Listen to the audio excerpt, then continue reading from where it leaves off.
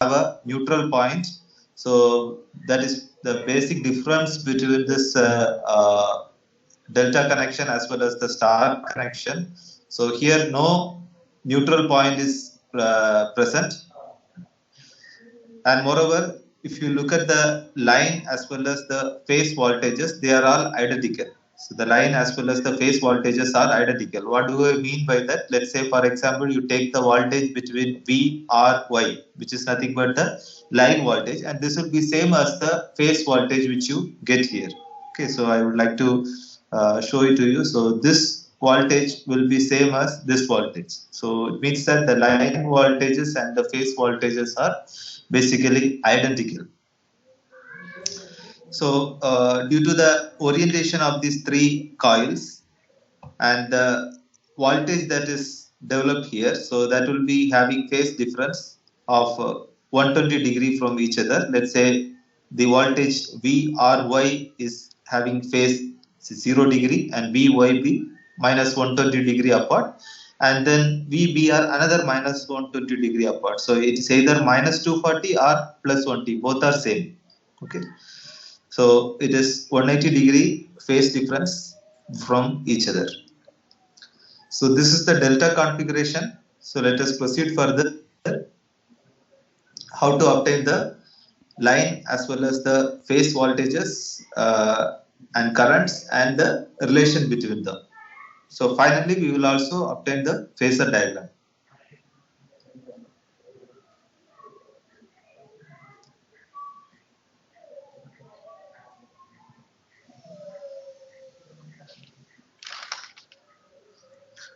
Now again taking you back to the same diagram.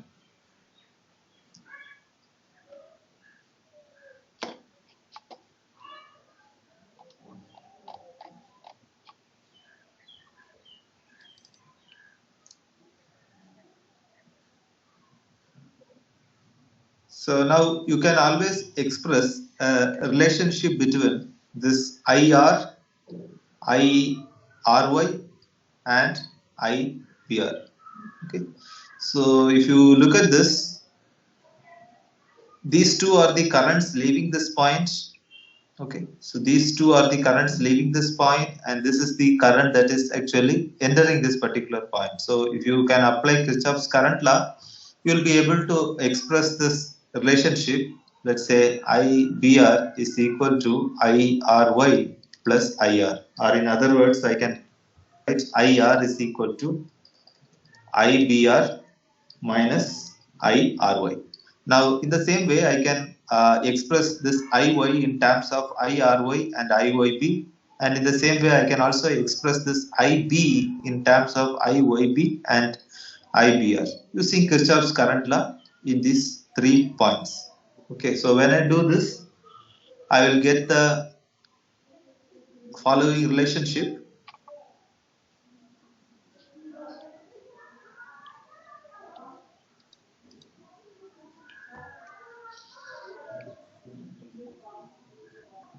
This relation relating IR, IBR and IRY, and the same way if you apply the Kirchhoff's current law at the point Y, you will be getting this relation, and IB, you will be getting this equation at the point B. Okay, so and also remember this, all these are actually vector quantities. So you are basically obtaining IR by adding IBR and the reversed vector of this IRY. Minus IRY means you are just changing the direction of IRY. So therefore I have expressed this IR as IBR plus minus of IRY, which is nothing but I am changing the direction of IRY. So therefore, so when I apply the vector addition, I will be getting IBR square IR square plus 2 IBR into IRY cos phi, which is nothing but this angle phi. This angle phi is nothing but the angle between IBR and minus IRY.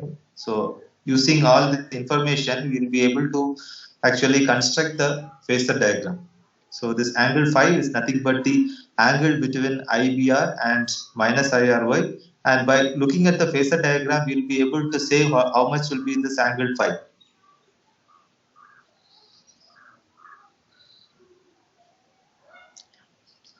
And we also know that in the balance condition, we will have this IBR, IRY, IYB. What are these? These are actually the phase currents. So these are the phase currents in the delta connection. So if this is R, this is Y and B. So you will have the current IBR, IRY, and then IYB. So these are the phase currents, and these are all identical in the case of a balanced load. And what is this IR, IB as well as IY? So these are nothing but the load current. So we have to obtain the relationship between IL, the load currents, and IPH, which is the phase currents. Okay. Now, if you look at the previous case, in the case of star connection, you can recollect that this IPH and IL was equal. But in this case, you will notice that the phase current, phase voltages are equal. The phase voltage as well as the line voltage are equal. But the phase currents and the line currents are not equal. So that is very obvious if you look at the configuration of the star connection as well as the delta connection.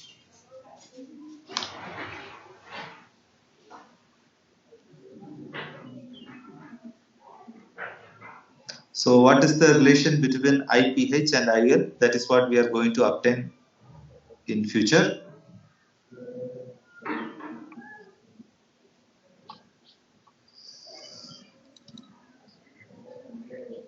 So before we proceed further, let me complete the phasor diagram.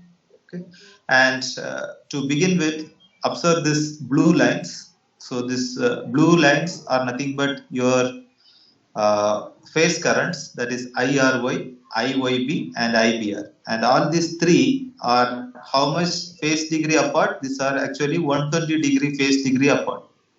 Okay, so the phase angle between IRY and IYB is 120 degree, and similarly the phase angle between IYB and IBR is another 120 degree apart. So if you look at this, similarly the phase angle between IRY and IBR is again another 120 degree. So these are 120 degree phase angle apart. And now next. So what next? So you can actually, if you know IRY, by reversing it, you will be able to obtain minus IRY, which I have shown here in green. In the same way, by reversing IBR, you will be able to find minus IBR. And similarly, if you can reverse IYB, you can get minus IYB. Okay. Just in the same direction, you can reverse it. And now, as per the previous expressions that we have obtained by looking at the circuit, so we know that IY is nothing but the phasor sum of IRY and minus IYB. So you can see it very well. We have already written it here.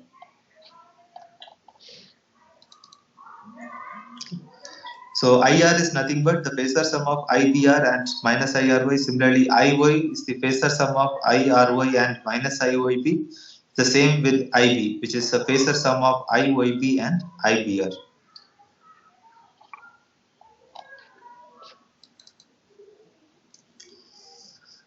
Now, in obtaining the phasor sum, I will be able to obtain whatever I have shown here in red, that is IR, IB, and IY, using those three equations which I have just shown. And listen carefully, if the there is a small correction here.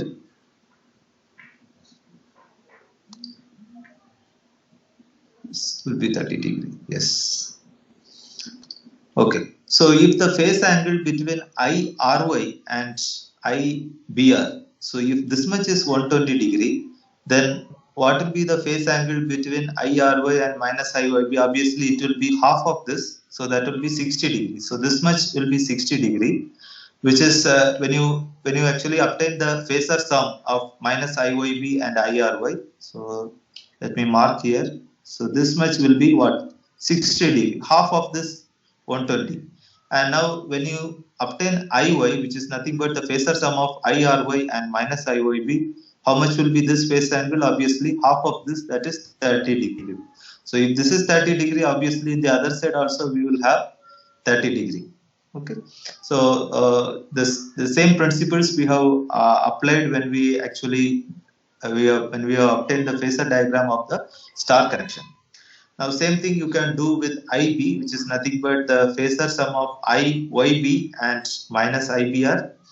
And we know that the angle between IYB and IRY this much is 120 degree. So what will be this angle? So this angle, which I can mark here in red. So this will be obviously 60 degree, half of this 120 degree. And then when you obtain the phasor sum of IBR minus IBR and IYB, you will be getting IB. So which means that this angle will be half of this 60, that will be 30 degree. Okay. Now ultimately, if you look at this angle phi, let's say for example, if you look at the equation number 2 that we have written. Now here, what is this angle phi? This phi is nothing but the angle between IBR and IR1. Okay, the angle between IBR and minus IR1.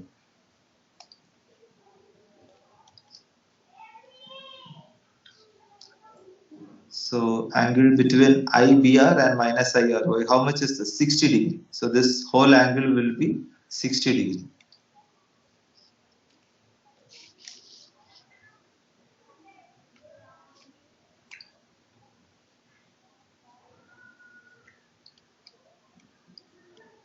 Should be how much? 60 degree. So by substituting phi is equal to 60 degree, what will we get?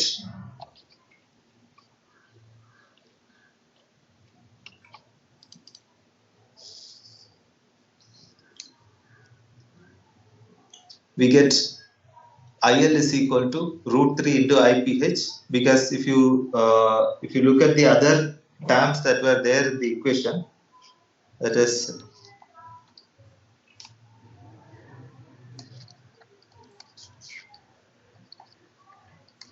IBR square plus IRY square plus 2 IBR into IRY cos phi. So everything inside the root.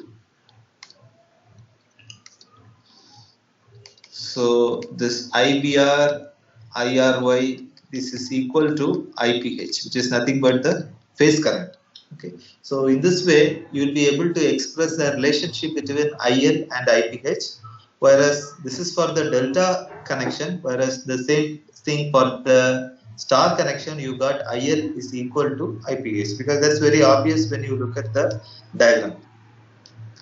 So in the same way, here for the delta connection, the phase voltages are actually, the line voltages are actually identical, and the same with your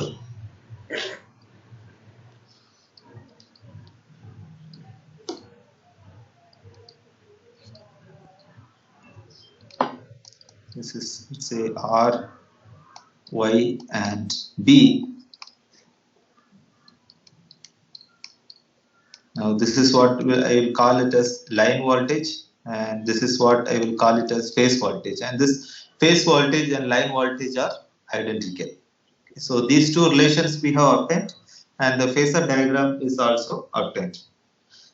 Now you will be able to see the difference between this star connection as well as delta connection as well, especially in terms of the relation between the line and phase quantities.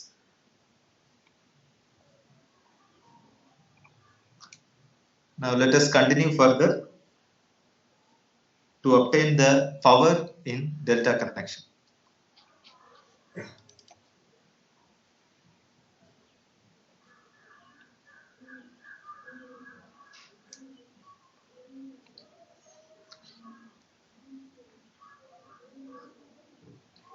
Now if you look at the power in one phase, of course here we are dealing with three phase, so first let us see the power in one phase. It will be nothing but VPH into IPH cos phi, and for the three phases it will be 3 into whatever you have for the single phase, so that is 3 into VPH IPH into cos phi, and this is the real power. Okay. And you can express the same with watt, and by applying the relation that we have just obtained between VPH and VL, you can also express this real power in terms of the line quantities, as you see here. So here I have expressed the real power in terms of line quantities. So this is same as procedure is similar to whatever we have done for the star connection. Now for the total reactive power, which will be expressed as volt ampere reactive. So this is the unit for reactive power as I discussed in the last class. So this Q, it is denoted as Q, the total reactive power will be root 3 VL IL into sine phi. So this is your reactive power. Now how to obtain the apparent power?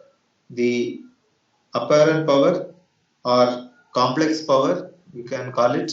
So this can be obtained by S is equal to root of P square plus Q square. So you know P, you know Q. So when you do that, sine square theta plus cos square theta will be 1. So when you take VL square, IL square outside of the root, you get root 3 VL into IL. So the unit will be volt ampere.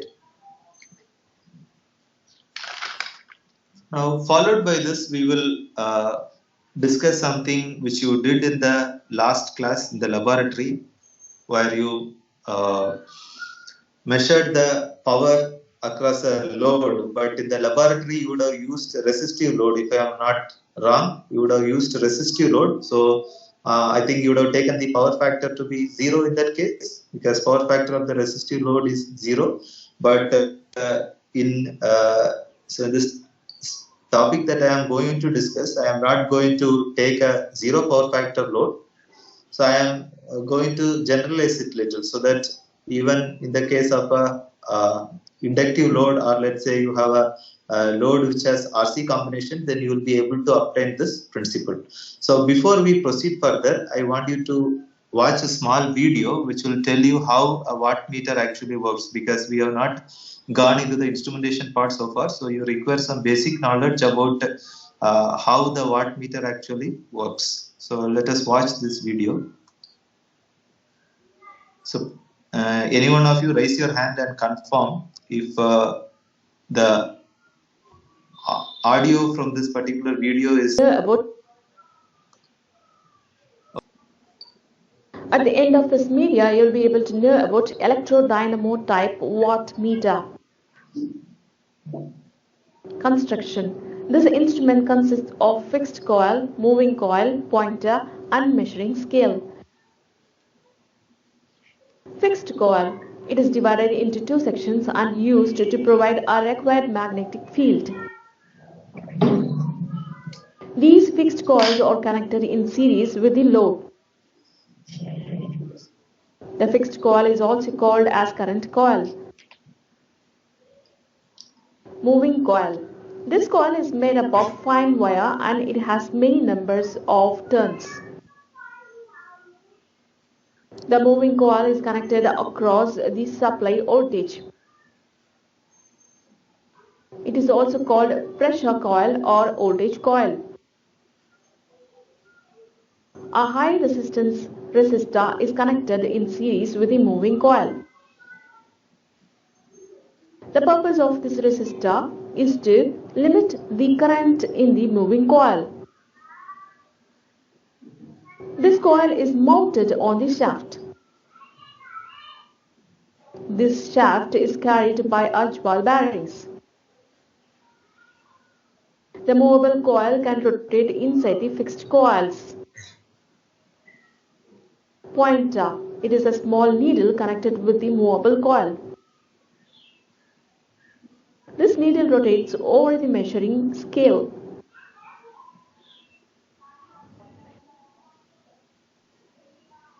Measuring scale. This scale shows the readings directly.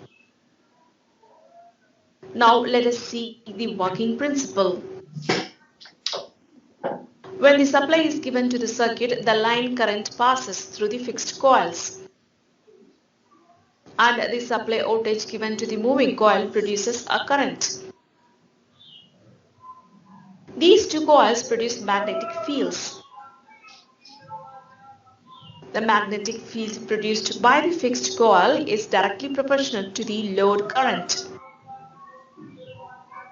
The magnetic field produced by the moving coil is directly proportional to the voltage. Due to the interaction between these two magnetic fields, a deflecting torque is produced on the moving coil. Hence, the moving coil rotates along the pointer. The deflection of the pointer shows the readings on the measuring scale. Hence, the deflection is directly proportional to the power supplied to the load.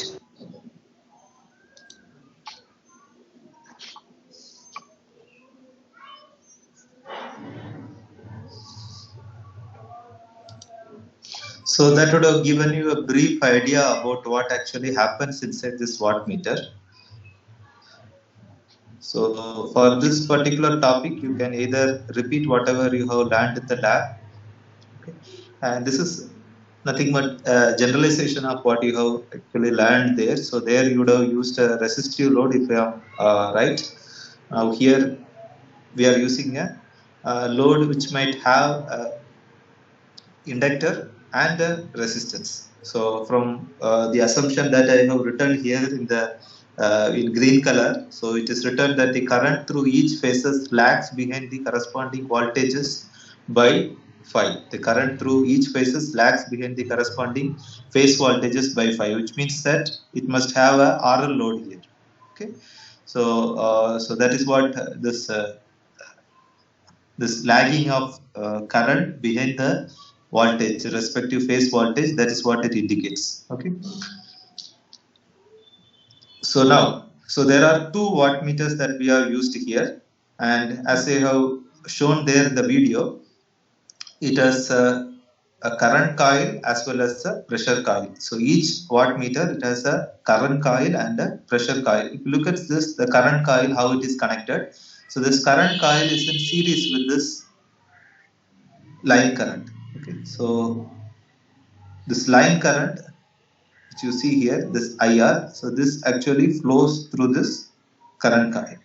And how this pressure coil is connected? This pressure coil is connected between this R and B. Okay. And again, this current coil is connected along this Y, and the pressure coil is connected between Y and the third phase. Okay. So in these phases R and Y, you are connecting the wattmeter, and the pressure coil, one end it is connected to these two phases R and Y, and the other end is actually connected to the third phase, that is B.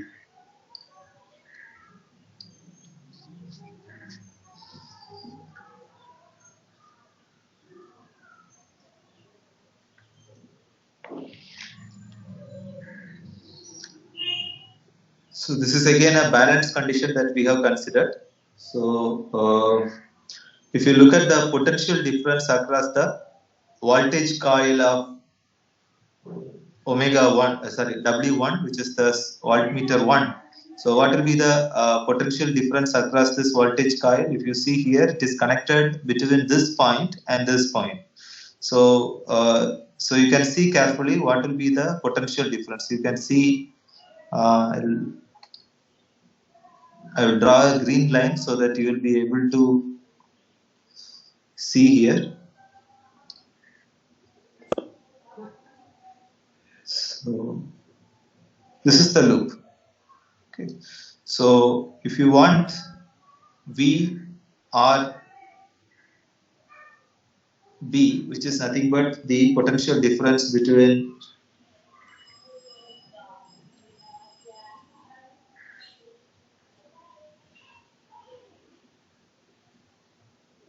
So I have done a small mistake here in the diagram. So I will rectify this. So this is Y.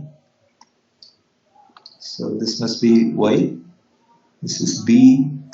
Okay, B. So that is rectified. Now, if you want VRY, okay, VRY, which is nothing but the potential difference VREN minus VY N. Okay, so that will give you actually V or Y. Now, in the same way, if you want erase this green here to avoid confusion.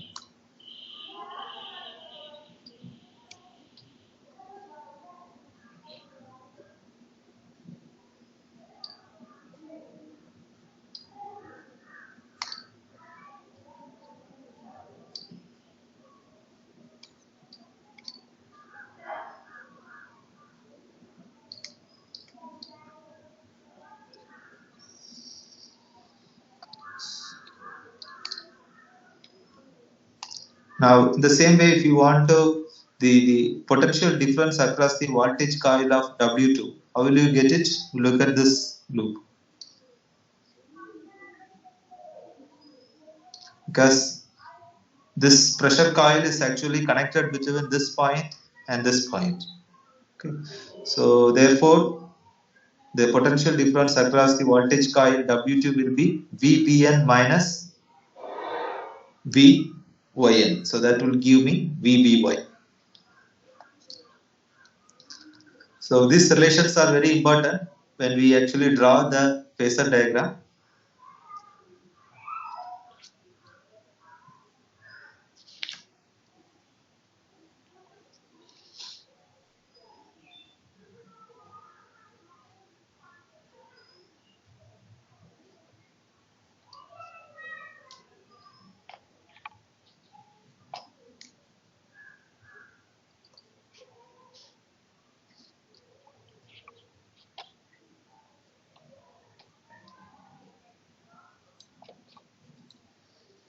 So let us start with this is very much similar to the phasor diagram of your star connection, which I have already discussed in the first class, that is on Monday's class. I had discussed this.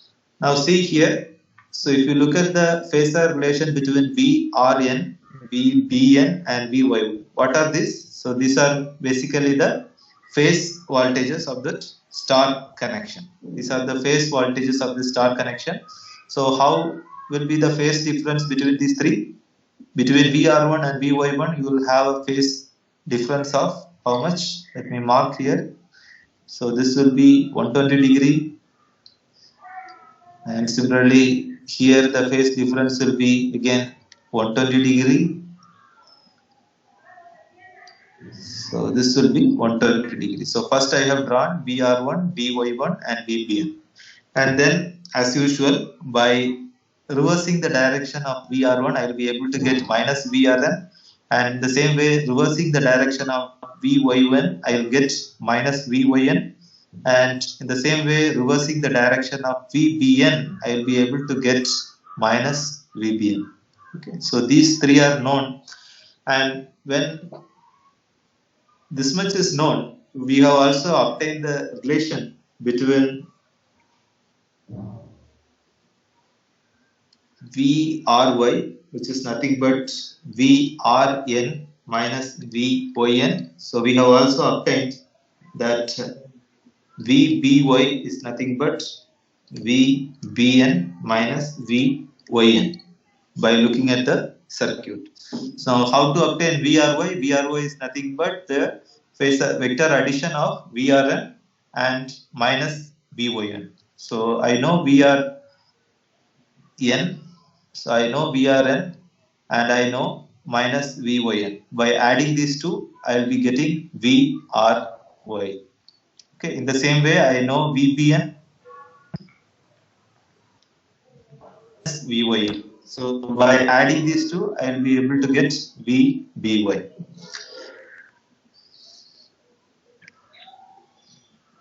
And I want you to observe one more thing from the circuit diagram.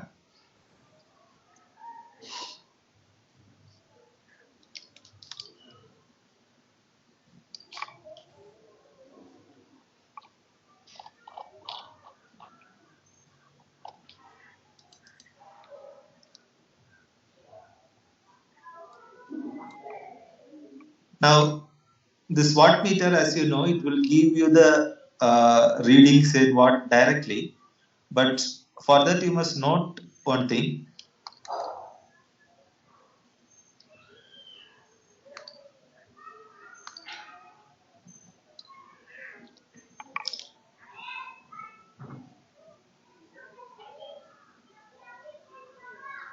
Now, what is the current that is flowing here? If you look at wattmeter 1, the current that is flowing here is what? IR. And what is the voltage that it is actually measuring? So it is the voltage between VR and Y. So that is nothing but VRY. So therefore, it is related to IR, which is the current, the line current that is flowing here, which is also equal to the phase current in this case.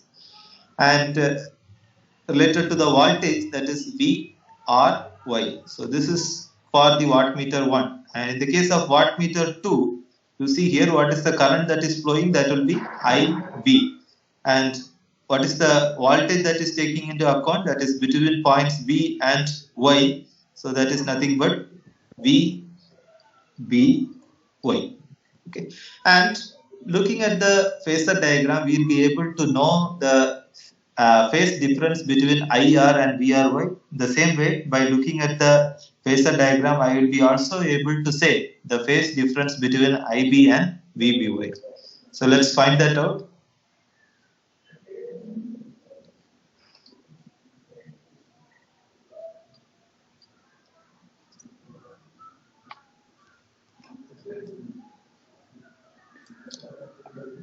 How this is VRY into IR and cos of phi. So what will be that phase cos of that phase angle between IRY and IR?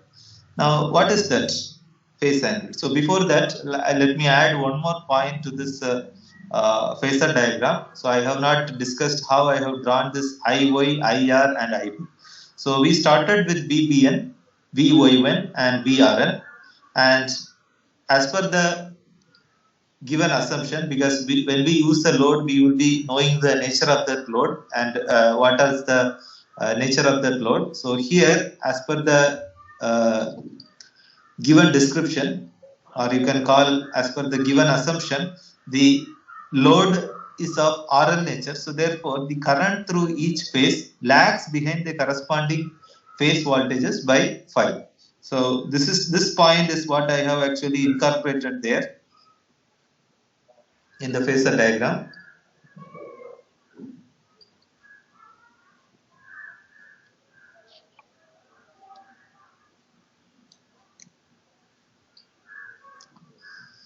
So look at here. So in this case, the current IR, so this is actually lagging behind VRN by phi. In the same way, IB is lagging behind VBN by phi. Same way, IY is lagging behind VYN by phi. And now what will be the phase angle between VRY and IR? So look at this phasor diagram. Where is VRY? So here is VRY and IR. IR is here. So we know that this is 30 degree, obviously, because the total, this will be 60 and this total will be actually 120. So we have already drawn here, though this will be 120, this is 120, then this will be actually 60. Okay, so if this is 60, means this is 30, and we know that IR is lagging behind VR1 by 5. So therefore, the angle between VRY and IR is 30 plus 5. So that is how I have got this. In the same way, the reading on the wattmeter 2. So I will put before you that wattmeter 2 reading is related to VBY and IB. So I have shown it in the circuit diagram also how it is related to VBY and IB. And look at the phase difference between VBY and IB in the phasor diagram. So where is VBY? So here is VBY. And where is IB? IB is here. And we know that this particular angle is 30 degree. How? So from here to here it is 60 degree. So which means that here this much is actually 6. From here to here it is 120 degree between VR1 and VBN. Now this is obviously 60 degree. and half of this is 30 degree, we know. But we also know that this IB is lagging behind VB1 by an angle phi. So ultimately, how will I get this angle between VB and I? So this will be 30 minus this phi. So that will be 30 minus phi. So when you practice this, you actually try to draw this by yourself. You will start with VR1, VRN, VYN and VBN, then reverse the direction. You will be getting minus VRN, minus VYN and minus VBN. By doing the phasor addition, as per these two equations, we can get VRY and VBY. And we also know that the current is lagging behind that respective voltages by phi. So this IB should be lagging behind VBN by phi, and similarly IY must be lagging behind VY1 by phi. So the rest of the principles you are aware of, and you will be able to tell what will be the reading of omega n and what will be the reading of omega 2. And now, how will I measure the power as a whole? I want the sum of this omega 1 and omega 2. So that will give me the required answer. So I want not only to measure the power but also the power factor. So I want omega 1 plus omega 2. I must also find what is this phi. So these two we will be doing now.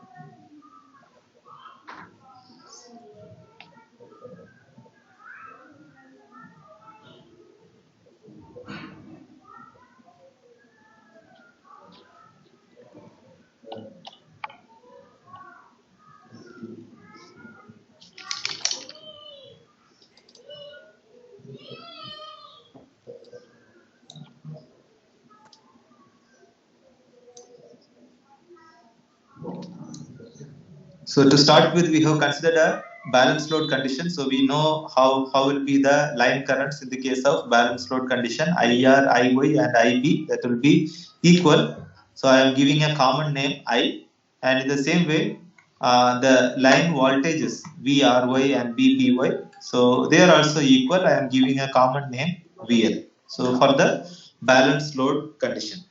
Now, as you know, the required quantity that we want to measure is actually the sum of the wattmeter reading omega 1 as a W1 and W2. So we know that the wattmeter 1 reading will be VL into I cos 30 degree plus phi, because we also know the relationship between VRY, VBY and VL. So it is VL into I cos 30 degree plus phi. So this is for omega W1, and this is the wattmeter reading of wattmeter 2. This is the reading of wattmeter 2, that is VL into I cos 30 degree minus phi. So cos A plus B is nothing but cos A cos B minus sin A sin B. Okay, and the same way cos A minus B is cos A cos B plus sin A sin B.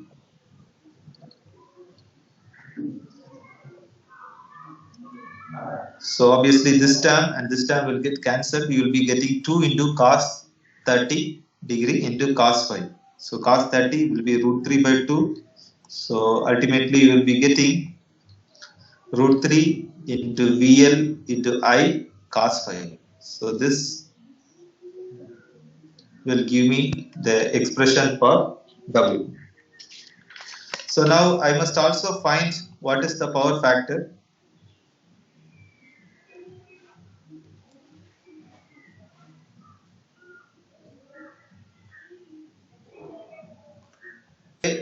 That I have found W1 plus W2, I can also find W2 minus W1.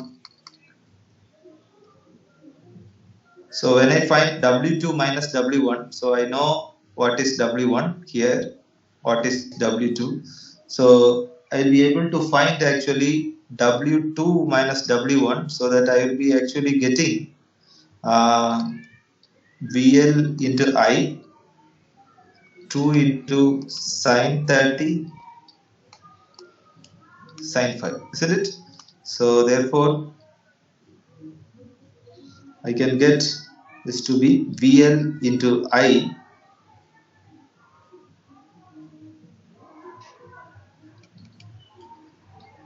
sine 5.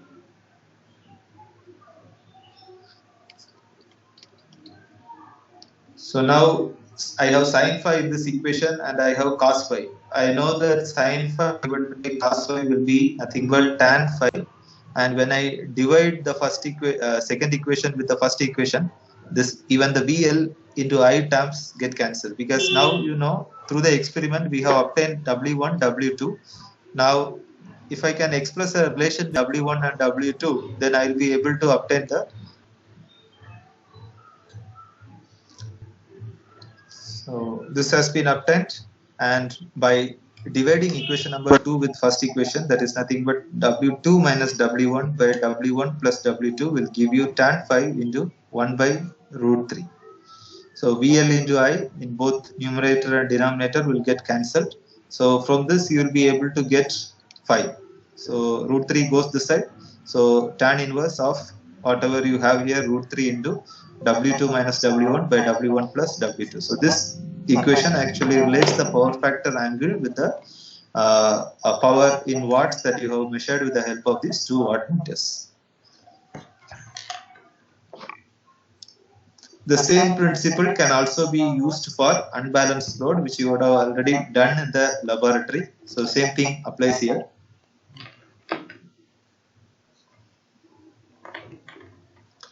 So now briefly in the available time, let me discuss about the unbalanced load and a peculiar phenomenon that actually happens when the loads are unbalanced. Okay, so we are going to look at something called neutral shift that will come into picture when there is unbalanced load.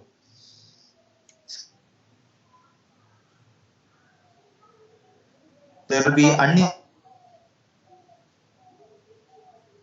unequal currents in this case. So these currents will be unequal, resulting into, so there will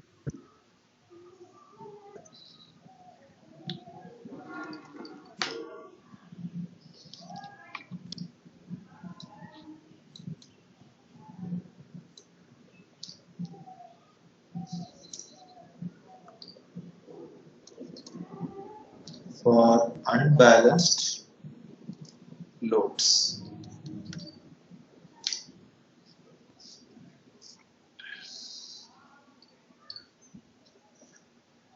So this YR, YB and YY, these are the admittances.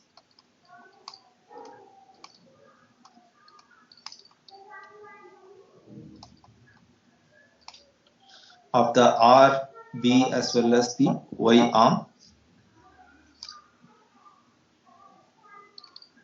And this is the neutral point. So if this is the current IR and IB and IY, what are these? These are the line currents, which are also equal to the phase currents, because this is a star connection. And how this IR and IN are related, we know that in the case of unbalanced load, so this IR, IB and IY, so they will be different. So this is the current that is flowing towards this particular point. In the same way, due to this unequal currents and due to a phenomenon called neutral shift that actually comes into picture, so what happens, this will become as if there is some kind of current that is flowing from other point to here. Let's say this is the neutral shift that has actually happened due to the unequal flow of currents.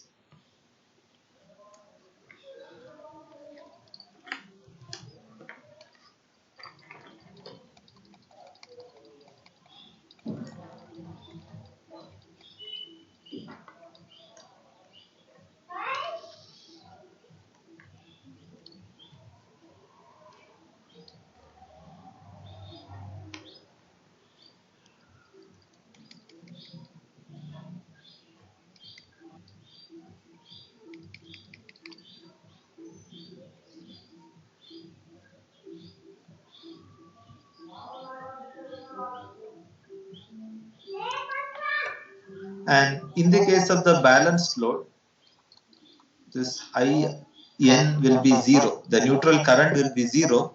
But in the case of an unbalanced load, this IN will be of some finite quantity. So that we cannot ignore. So IN will be a finite quantity in the case of unbalanced load. And how this IR, IB, IY and IN are related. Now you can apply the Kirchhoff's current law at that particular point O.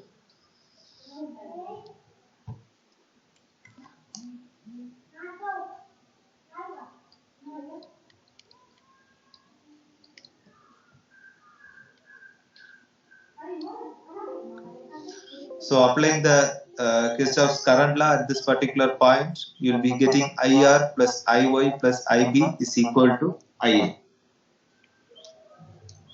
And this IN will be equal to 0 for balanced load, but it is a finite quantity in the unbalanced load, giving rise to a phenomenon called neutral shift, which I have tried to show here using the green line. And there will be also a voltage that appears at this particular point, which we can call it as VON. And this voltage VON, it can be expressed in terms of the other voltages, that is voltage VRN and then VYN and VBN, which we are going to do shortly.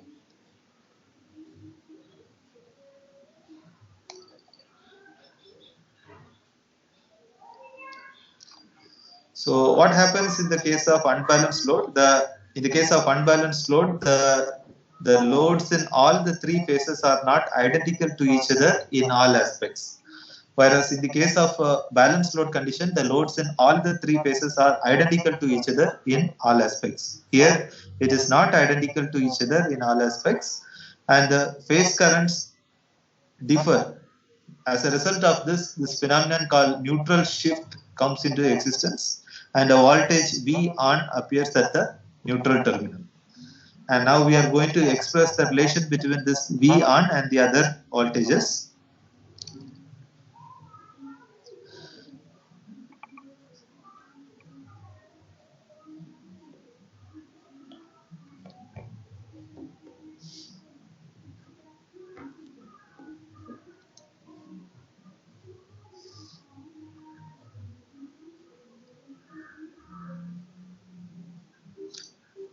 So what happens in balance condition? In the case of balance condition, this IN will be 0. As a result of this, we have IR plus IY plus IB. So at that point O. So you can refer to the previous diagram which I had shown. So if you want, I can repeat that diagram here so that it makes sense.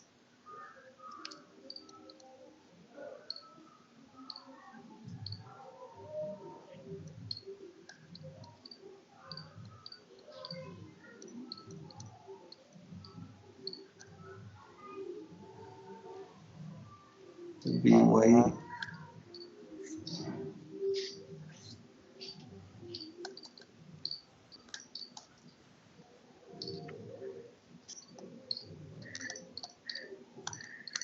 This has admittance YR, YB and YY.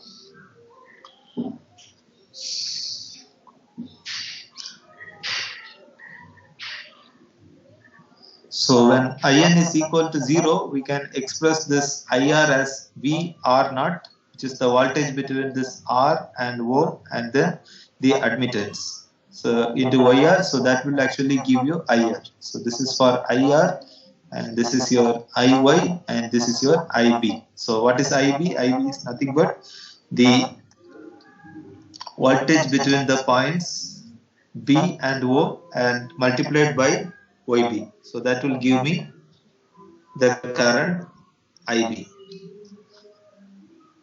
Now, for unbalanced load, we know that IN is not equal to 0. It is a finite quantity, and also voltage V on appears at the neutral network due to the neutral shift that has happened. So as a result of this VRO can be expressed as VRN minus VON. So there is a neutral shift that has happened. Let's say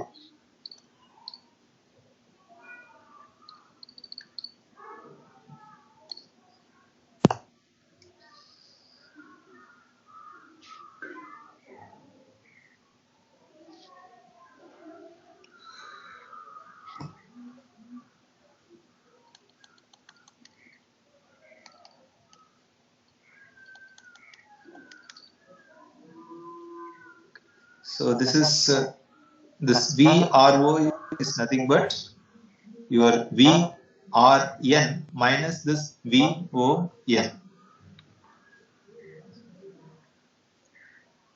And the similar way, your VYN minus,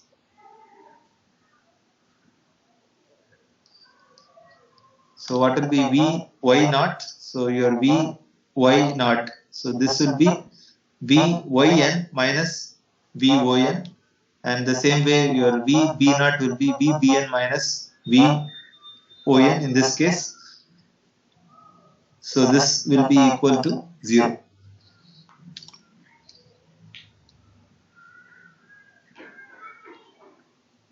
So you can separate the terms corresponding to VON and the other terms. So that will actually help you to obtain this relation between VON and the remaining voltage quantities. So you will be able to obtain this expression by taking this to the right hand side. So you get this equation VON in relation to the other voltages.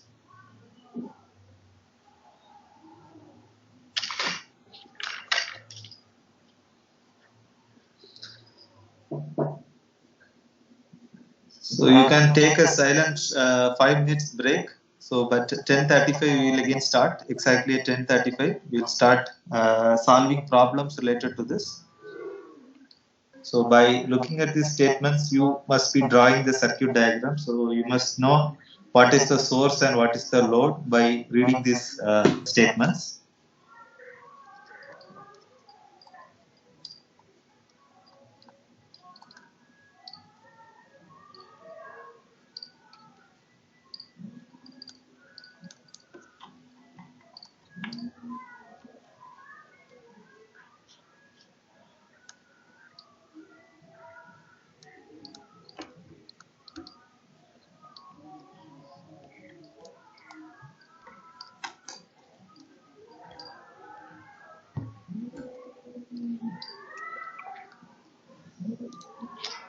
Hold on.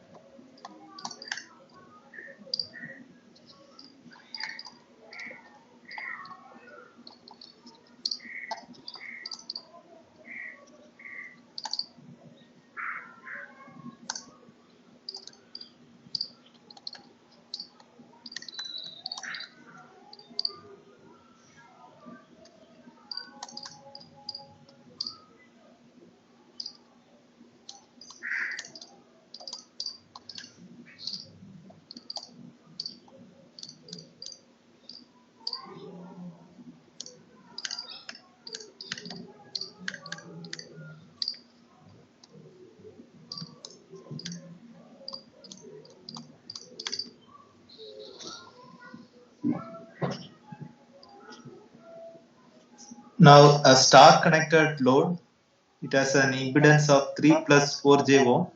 So by looking at this, it is clear that it must be a R plus J into XL type of load. In each phase, it has this type of load, that is 3 plus 4j ohm, and it is connected across a balanced 3-phase delta connected alternator. Okay, so what is the configuration of the alternators or generator? It is 3-phase delta connected. So that will be our source. So 3-phase delta connected alternator. So this will be your source, and having a line voltage of 120 volt. So it is producing a line voltage of how much? 120 volt. and obtain the line currents of both load and generator. Obtain the line currents of both load and generator. So let me put this in the form of a diagram, whatever we have understood. So first of all, let me draw the delta connected alternator.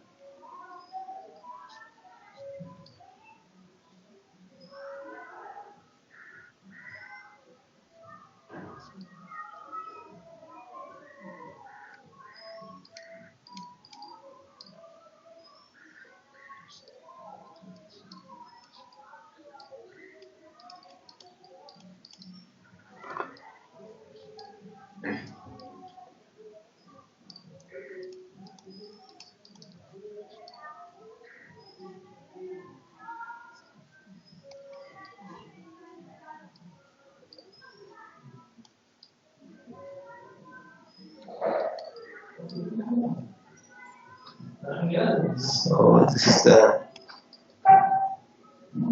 generator,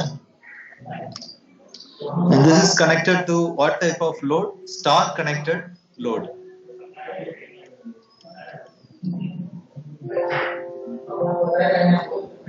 And how is it? The circuit is a balanced circuit, so therefore the loads must be identical.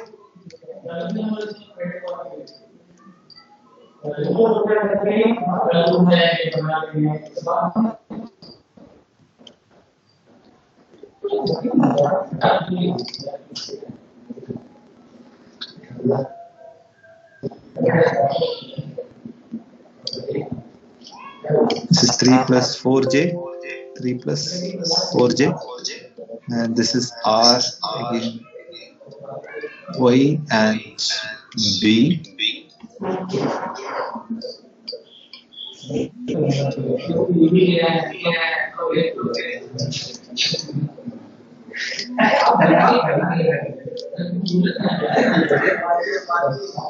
So the line current, so the line current of this load, the line currents that are entering this load is nothing but the line current of what? This star connected, delta connected generator. So this IR and this is IY and this is what? IB. And what is the other input that is given? The other input that is given to us is here. It is mentioned that the alternator having a line voltage of what? 120 volt. So therefore, this line voltage, which is same as the phase voltage for the alternator, so this is actually appearing across these terminals. So this is the line voltage that is appearing here. So we know the line voltage that is appearing here. So this is what?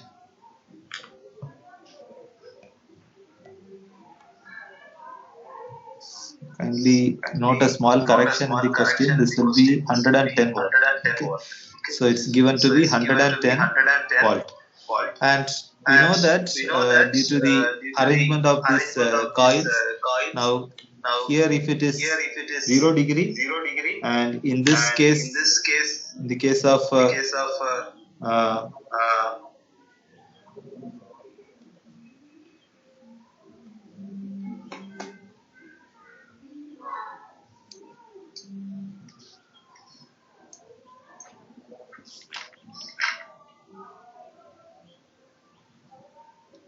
so here the supply that will be appearing will be 110 volt, minus 120 degree and 110 volt, plus 120 degree or minus 240, whatever.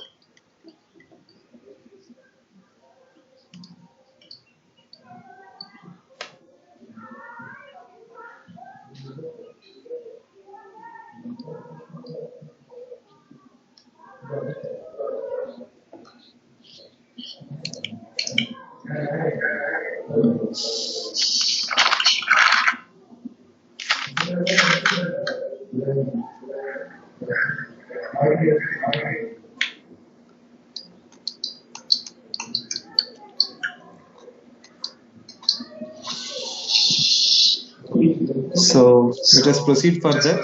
Now, first thing that we need to find is we need to find the line currents of both load and generator. Now, which means we need to find IR, which will be same as the current, that is the phase currents that will be flowing here. Let's say this will be IPH. This IR and this IPHR will be same, and similarly this IY and the phase current that will be flowing here will be same. Similarly, this IB and the phase current that will be flowing here, that is, this will also be same. Okay.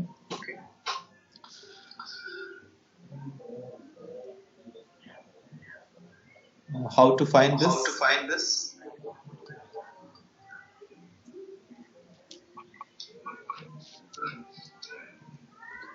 So when we perform division, if you can convert the given load into phasor form, it will be much more easy for us. It is given to us the load is 3 plus 4j.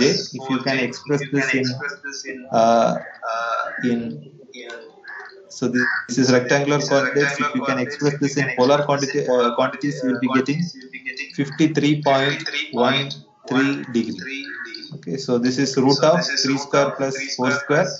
So this will be turned into 4 by 3. So this is what you will be getting.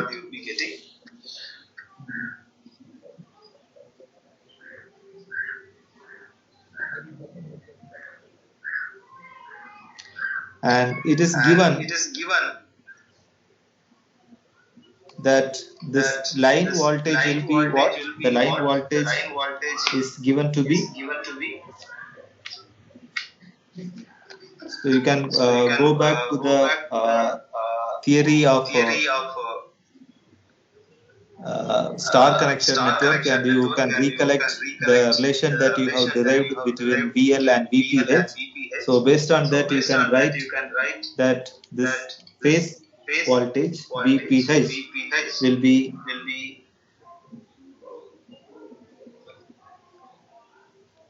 nothing but VL, that is the line voltage that is coming out of the generator.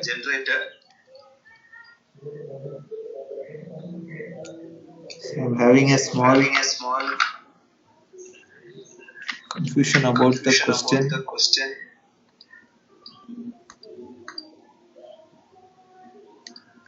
So we are taking 110 or 120. Okay, let's take it as 120.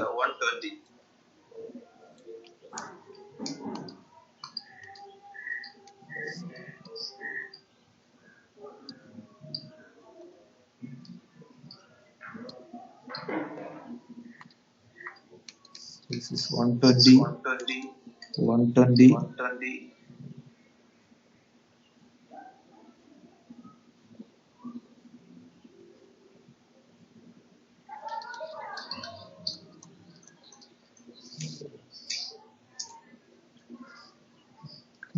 So the line voltages of this source, that is this generator, is actually given. It's having a line voltage of what?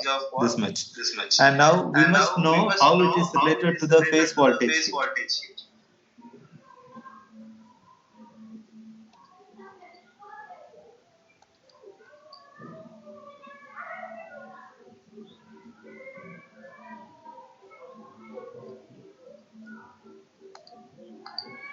So it is 120 divided by root 3, whatever. So this phase angle will depend depending on which phase you are actually talking about. If you are talking about only the magnitude, it will be 120 by root 3. So what will be this phase current IPHR? So when I say this phase current, I mean the phase currents of the load, which means IPHR, IPHB and IPHY.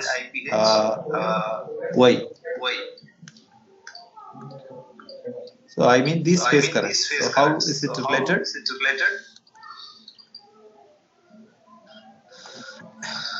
IPHR will be VPH divided by ZPH So we have already obtained ZPH to be how much?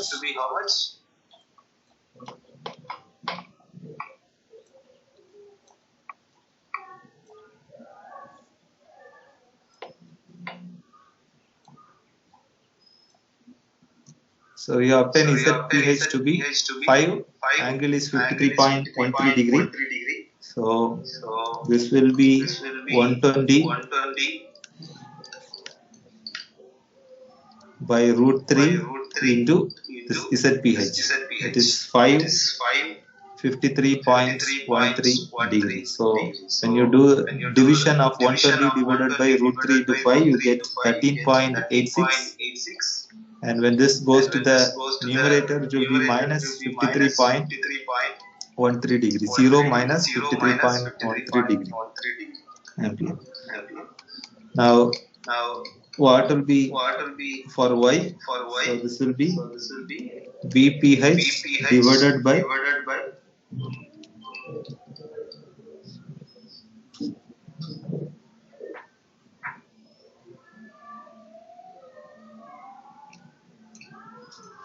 ZPH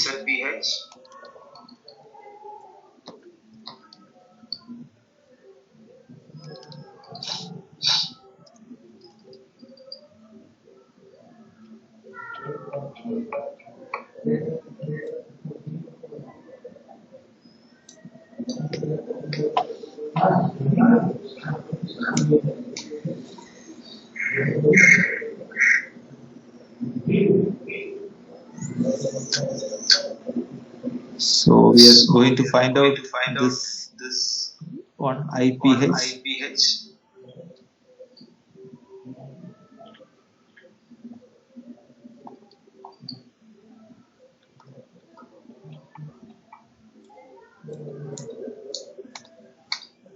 This will be 120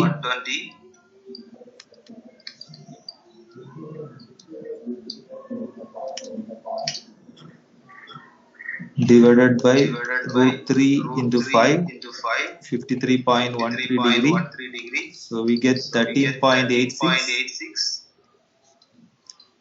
So how much must be getting around 66.87. So what will be IPH B? That will be VPH divided by ZPH. So in this case, the phase angle will be minus 120 degree. All other things are same.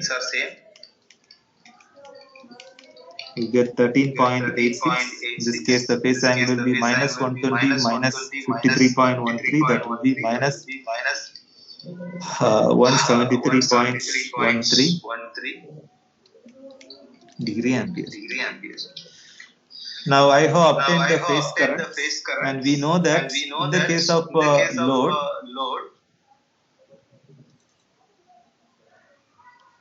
in the case of this load, this current IPH is same as IR. So I need not find IR separately, but I must find the phase currents in this case. Okay, because this phase current will not be same as this line current. Okay, but here it is a star connected load. So therefore this IR and IPH will be equal. So I need not find IR separately, but by finding IPH, I can know IR because these two are equal, and from IR I can find what will be the phase currents that are flowing through these three phases of this particular generator.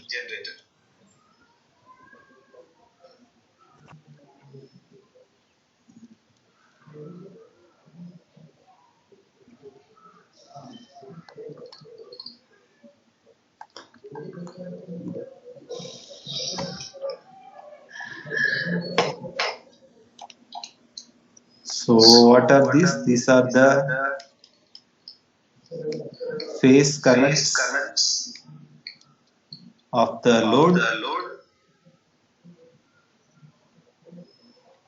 and this will be same as the line current. So therefore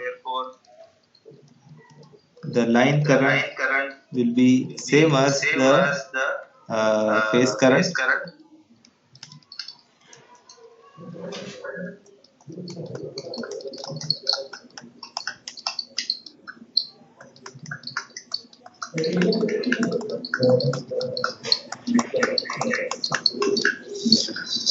Now, by using these three, we should be finding the phase currents in the generator.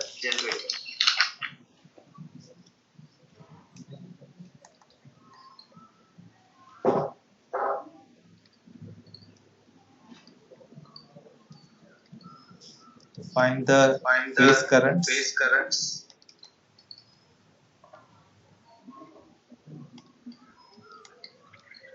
in the generator. So how to do that?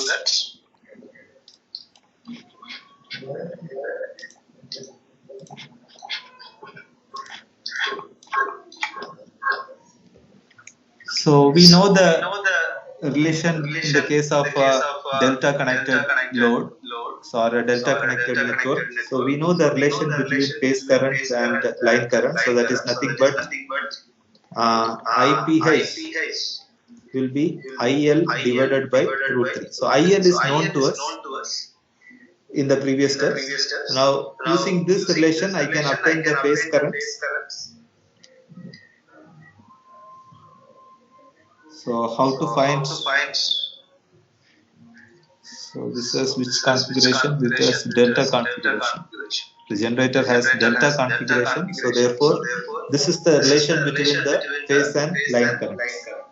So how to find IPHR? In this case, it will be ILR divided by root 3. So that is, it was 13 point something, 13.86. If you can divide by root 3, you will be getting approximately 8.00 something.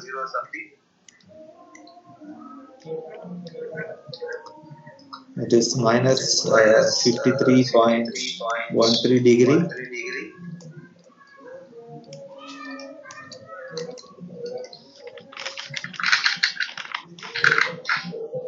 So this will be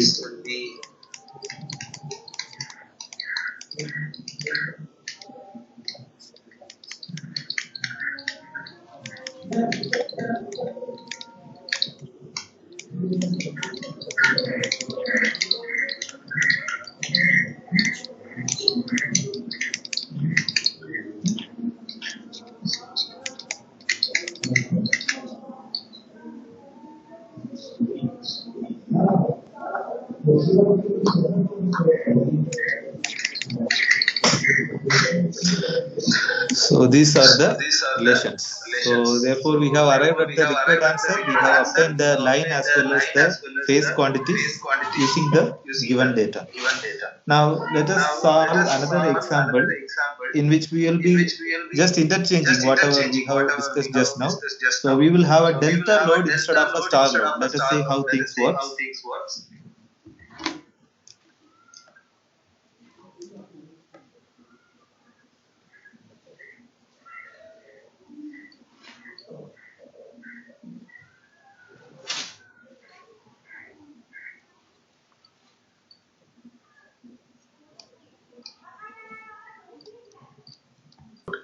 And here it is not necessary to mention whether it is a line voltage that they are talking about or the phase voltage that they are talking about, because we know that in the case of a delta connected load, the VL and VPH are same. So therefore, so this VL will be same as VPH.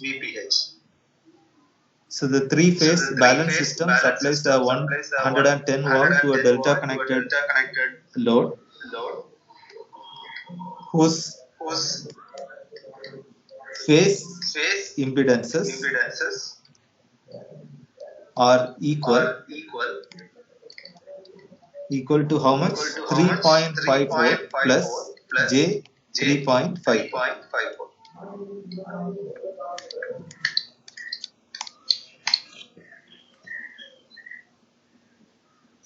So you have to determine the line currents. Determine the line currents and Draw the phasor diagram.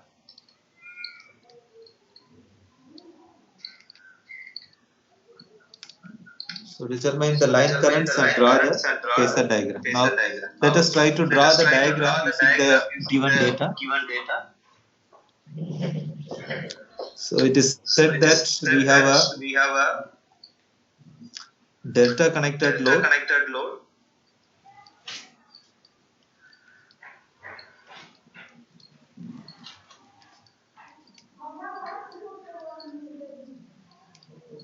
So what is the impedance here? It will be 3.54 plus J 3.54. Okay. So let's say this is R, B and Y.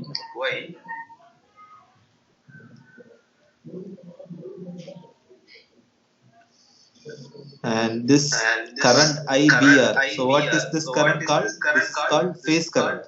Okay. So IYB, this is again another phase current, and RIRY. So this is again another phase current. So we need to, it will be very easy for us to find this IRY, IBR and IYB, because we know what is the voltage that is appearing across this R and Y points, similarly B and Y points, and R and B points. And we know the impedance as well. So this impedance is same here and same here as well, 3.54 plus J 3.54.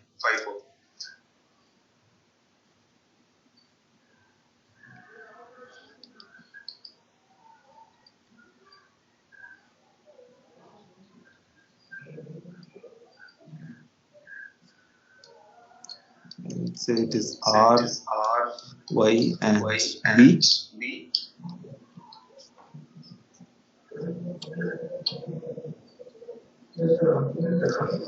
So what is the voltage between the points B, R, Y? Let us say it is 110, 0 degree, and between Y and B, let's say it is again the same 110, phase difference minus 120 degree. Let's say again between B and R, it is either plus 120 or minus 240. Both are correct.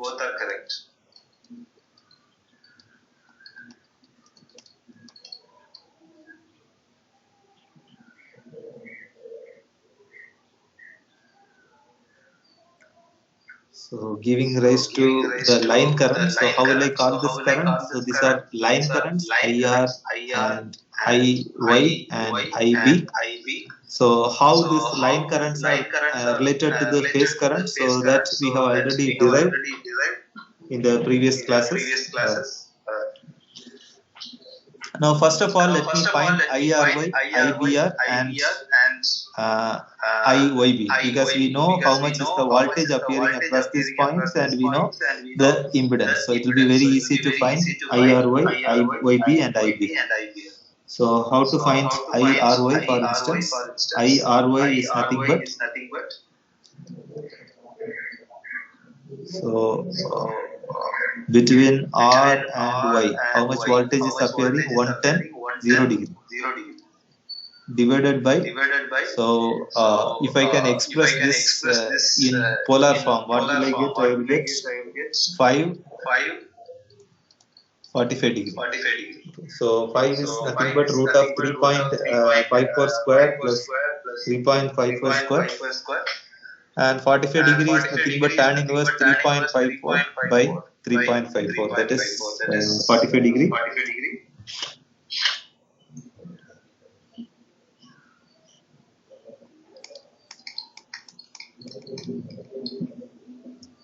So what can I get? I will get 22, 0 minus 45, which is minus 45 degree.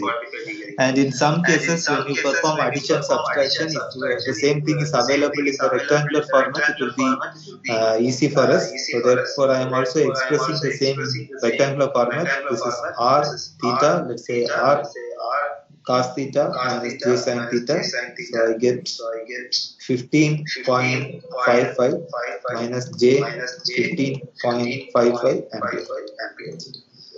Same thing I can do to obtain IBR and IY. So let me proceed further.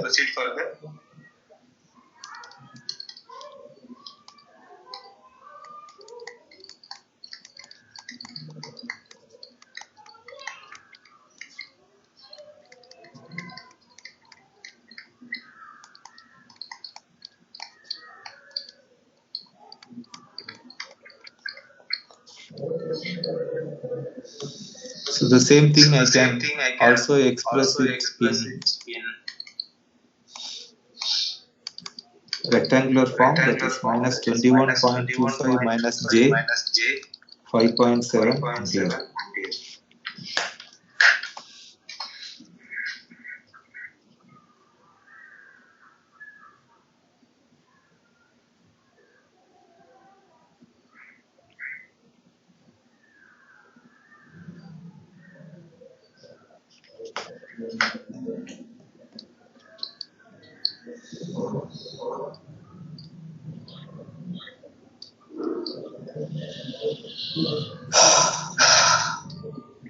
So one thing that is left is IBR. So we know the voltage that is appearing across those terminals, 45 degree. So that will give you maybe 22, 120 minus 45, 75 degree.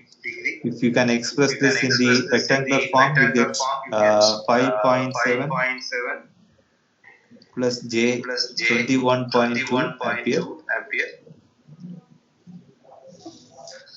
Now by looking at this circuit, we will be able to tell the relation between line currents and phase currents. So how will I do that? Let's say I'm looking at this circuit. So how will I tell the relation between IR, IBR and IRY? So I can say, see, these are the two currents that are entering this point. IR plus IBR is equal to IRY. Okay. So if I can talk about this point, IR plus IBR is equal to what? IRY. So therefore, IR is equal to IRY minus IBR. So I know IRY, I know minus IBR. So I can easily find IR.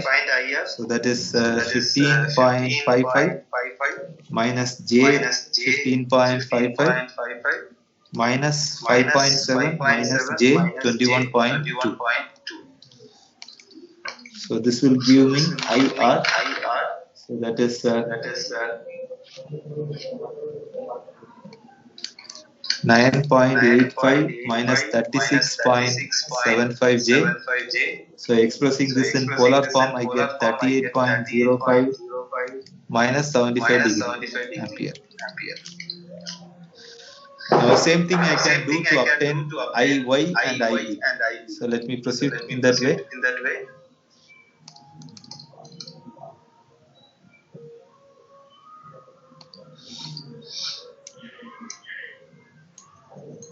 So I know that IY, so at Y if you can apply KCL, IY plus IRY is equal to IYB, which means that IY is equal to, this is sum of currents entering is equal to sum of current leaving.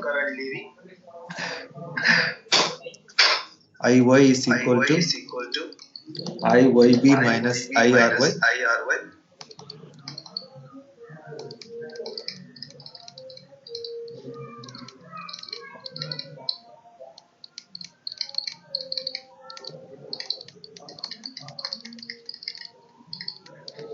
So what will I get? I will get 38.05.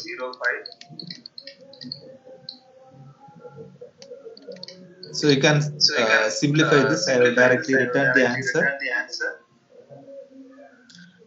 Similarly at B, if you can write IB plus IYB is equal to IBR.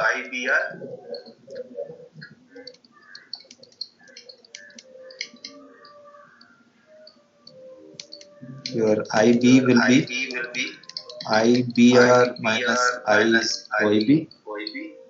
So we know IBR, we know IYB. So you can proceed as usual. We will be getting 26.95 plus J 26.9. I don't want to waste time in the same calculations because we need to solve one more problem. 38.05 45 ampere. So now what I have obtained all the three line currents IA, IB, IR, IY and IB.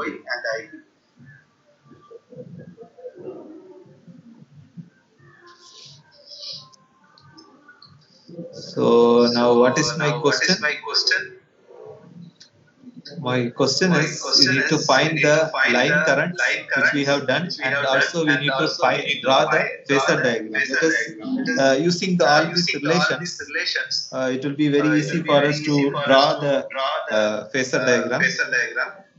So to start with, let us express this let us express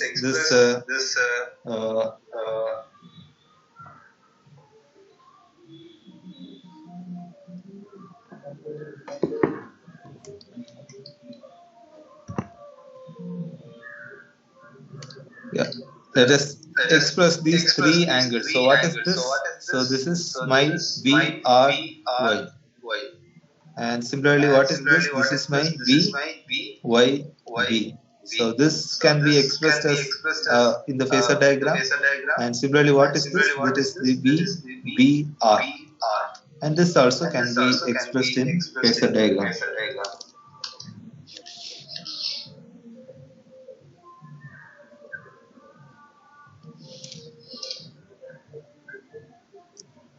And in the same way, when I know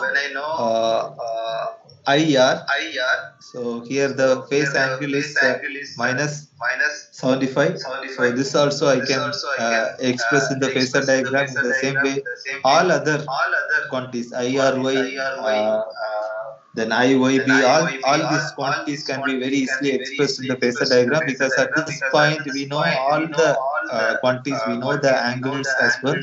So I think there must not be any difficulty.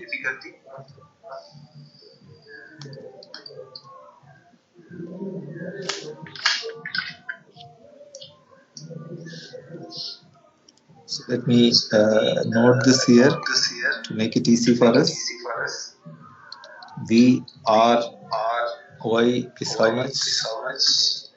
0 degree. This is important.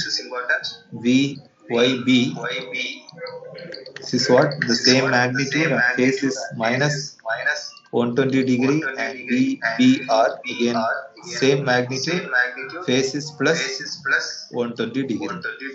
Now I can very easily express this in the phasor diagram.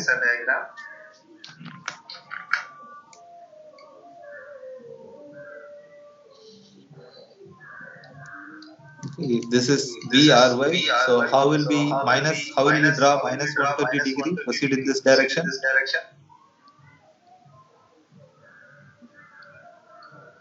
So this will be my VYB, and how will I draw plus 120 degree?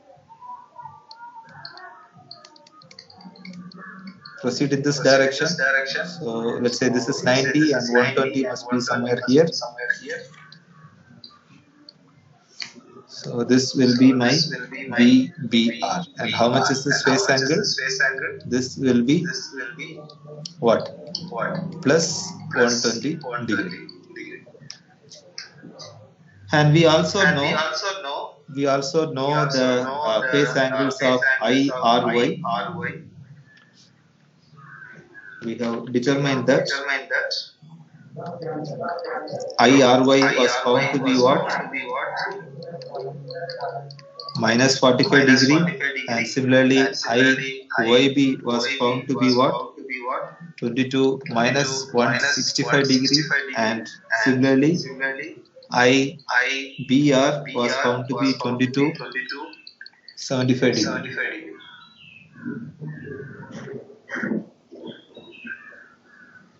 So if this is 0 and this is minus 20, then minus 45 should be somewhere here. I will use a different color for this.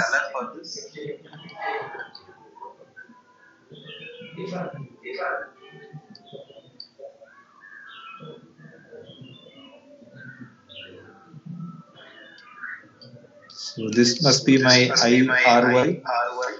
And what will be IYB?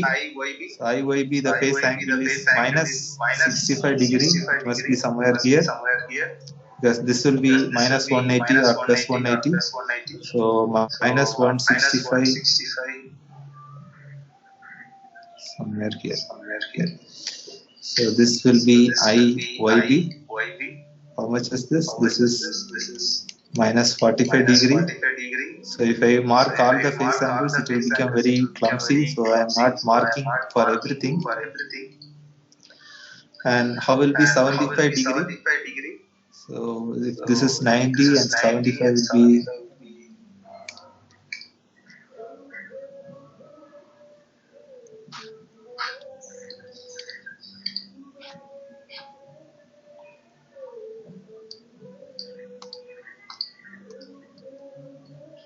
pardon me.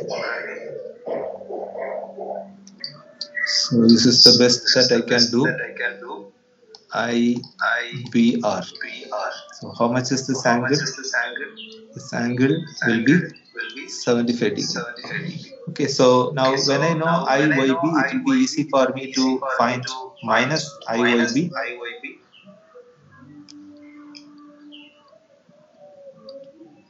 Use this black color.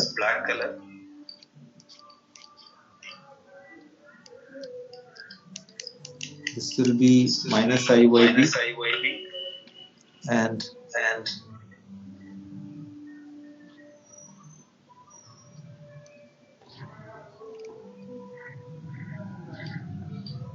this will be minus IRY.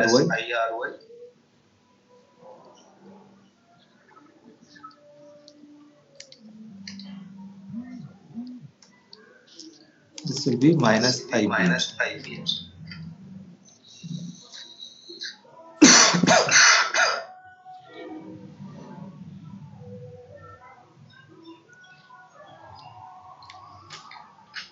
And we also know that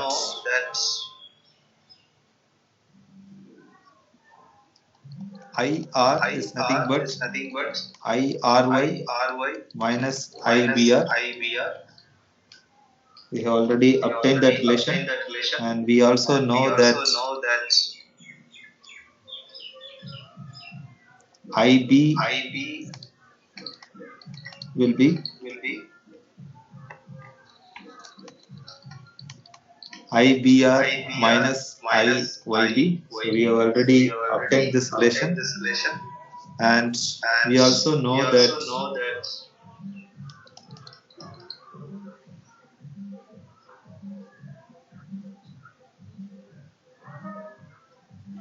IY will be IYB minus IRY.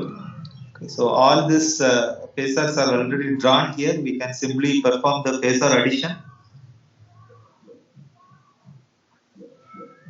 Let's say if we want to do this, we know IYB, we know minus IRY.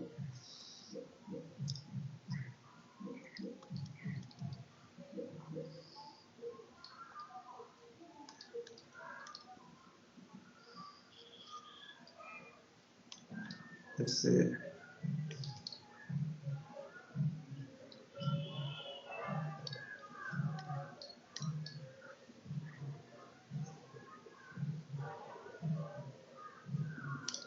this is IY, and what will be IR? So sum of IRY and minus IBR. So let me project these two.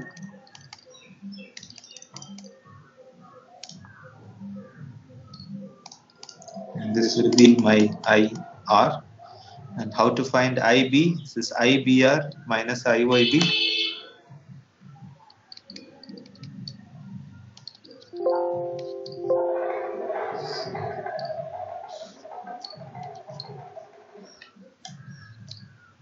This will be my IB. And we have also obtained the angle of this, and if you see, this angle will be exactly matching with what we have computed as well.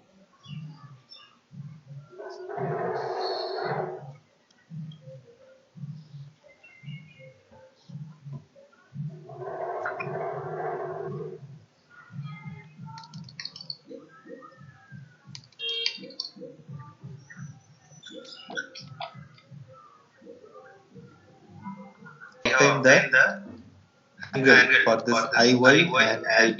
Must be matching, if you can see there.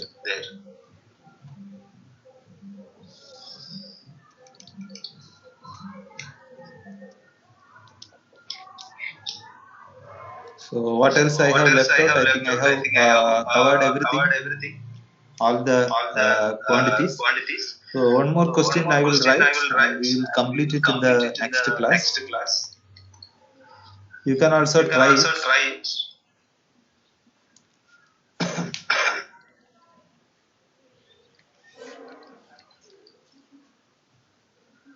Here again, delta connected load has a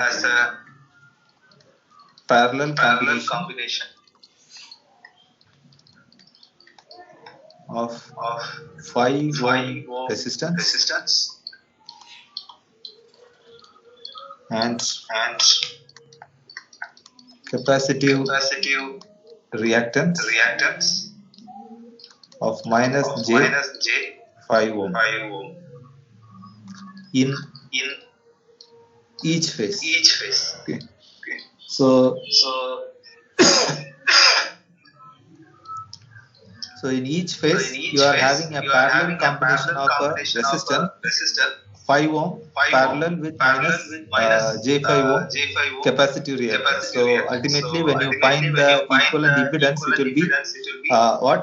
5 into minus J5 ohm divided by 5 minus J5 ohm. Okay, so that will be your impedance in all the three phases.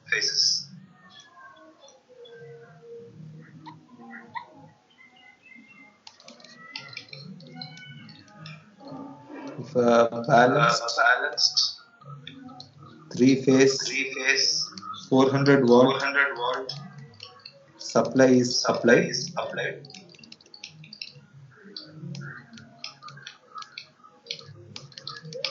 between the lines, find the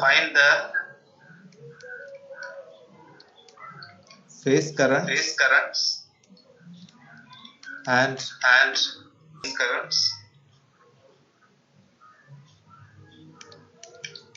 also draw the phasor diagram.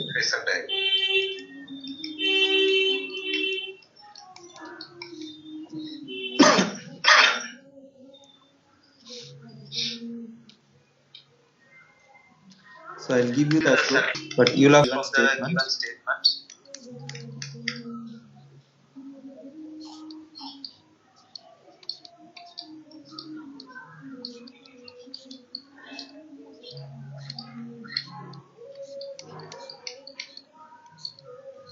Okay, a delta connected load. Let's say this is R, Y, and B.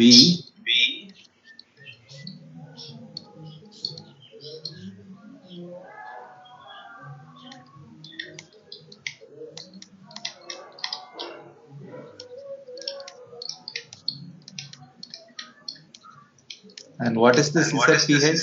This ZPH, this is a parallel combination of a resistance and capacitance. So this is given to be 5 ohm. This is minus J5 ohm capacitive reactance. So what will be ZPH? ZPH is 5 into minus J5 ohm divided by 5 minus J5 ohm. So this will give me ZPH. So what it is? ZPH will be minus 25J divided by 5 minus J5 So expressing this in polar coordinates, it will be 25 minus 90 degree divided by 7.07 minus 45 degree.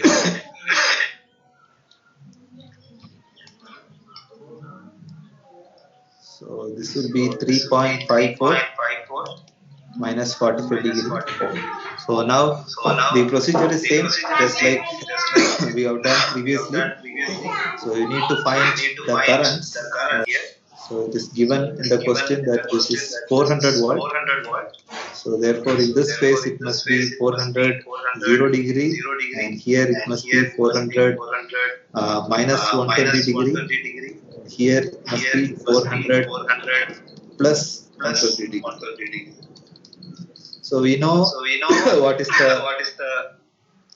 line or phase voltages across the 3 arms, and that will help us to find I, R, Y and I, Y, B and also I, B, R. So what are these? These are the phase currents, I, R, Y, I, Y, B and I, B, R. Now once these three quantities are known, it will be very easy for us to find the line currents, that is I, R, IY and IB, because again we know the relation between this IR, IRY and IBR, just as the previous example. So once that is done, you will have enough information to draw the phasor diagram. Okay, so I hope you will be able to complete this. If not, we will do it in the next class. So I am ending it here. We can continue the remaining in the next class.